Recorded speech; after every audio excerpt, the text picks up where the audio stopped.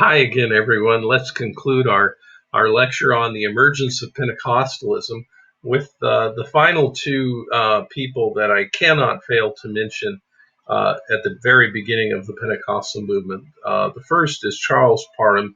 He's considered the theological founder of Pentecostalism. In his early years of ministry, he left the Methodist Church to become an independent holiness preacher as the popularity of the holiness movement peaked after the Civil War. In 1898, he established a Bible school and healing home in Topeka, Kansas. In December of 1900, he asked his students to seek the scriptures and see if they could discern one special sign of spirit baptism.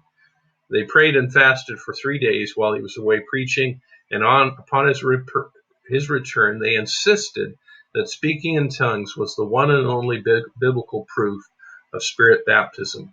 They had a New Year's Eve prayer service, and late in the evening, Agnes Osmond was the first to receive spirit baptism and apparently was unable to speak English for 3 days, apparently speaking in Chinese according to her own recollection.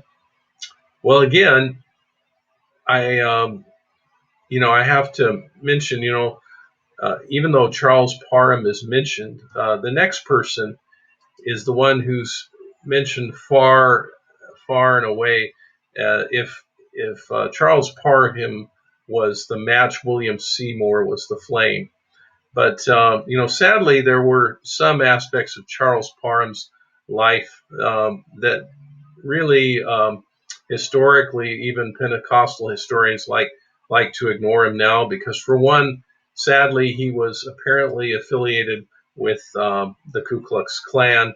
And as a result, even though William Seymour wanted to come and learn about the baptism in the Holy Spirit in Charles Parham's new Bible college that he later established in Houston, he didn't allow William Seymour inside his classroom because of his own prejudice. But William Seymour was not to be deterred or dissuaded. He just sat out in the hallway and listened to the lectures of what it meant to be baptized in the Holy Spirit with the evidence of speaking in tongues. Well, William Seymour was raised as a Methodist. He was later ordained in the Church of God and became involved in a group called the Evening Light Saints that were strongly influenced by holiness doctrine, especially regarding spirit baptism. He was invited to become a pastor of an independent holiness church in Houston, Texas, and it's there that he briefly attended Charles Parham's new Bible school, although he was only able to listen in the hallway, as I mentioned earlier. He was invited to pastor a church in Los Angeles, and after attending Parham's school, and was promptly locked out of the church after speaking about the baptism in the Holy Spirit with speaking in tongues.